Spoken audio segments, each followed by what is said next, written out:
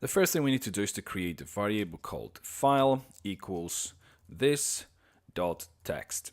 Obviously, the a link contains the name of the file, so this is what we're populating here and assigning to this file variable. Then we go for extension of the file, which will be var extension equals file dot split with the dot, and then we want to use pop to get the last item from this array after we split this up with the dot basically.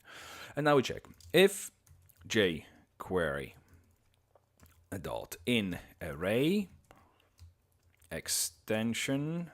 I'm just going to copy this extension and its directory object allowed ext doesn't equal -1. That means if it was found, because -1 would indicate that this specific extension has not been found in this array. Then we're going to proceed with our if statement. Object dot type equals mouse over. So if we mouse over, we're going to execute one thing, then else if object type equals mouse out, and then else we do something else. There are only 3 possible events, because we are specifying here strictly which events we want this basically code to be triggered upon. So we're using mouse over, mouse out. If it's none of these 2, then obviously the last one, the only other possible is mouse move.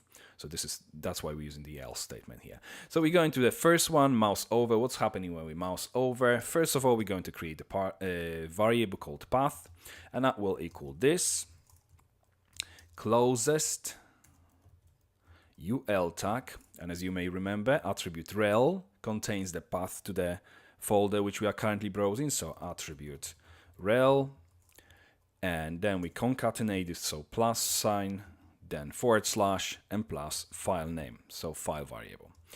After this, we go body, and we're going to append new element, which will be the div with the image inside, so img source, which will be our path, so double quote, single quote, and then plus path plus single quote, double quote to close the source parameter. Then we have property. Then we have id equals, and then again concatenating with directory object, and we have id tooltip, which stores the ID of this specific element. Then single quote concatenating, double quote alt. We're going to put preview. Then we close the image tag and close the div tag, single quote, and semicolon at the end. So now that we've appended this element, we obviously want to show it as well, and we obviously need to make sure that the position of this element is right as well. So we're going for the hash symbol because it's going to be ID, and we go for directory object dot id tooltip, and then we go for, let's put on a new line, CSS, and we're going for top position, and it's going to be object page y, and we're going to minus this directory object offset x, and then obviously we need to add px at the end. And after this, we do another CSS definition for this. Sorry, I'm going to scroll up a little bit. Then we have left position. Again, I'm just going to copy this and paste here. This time it's going to be the page X, offset Y, and again plus px at the end. And after this, we want to fade in at, let's say, 100 milliseconds, then semicolon at the end. So that should show our tooltip already.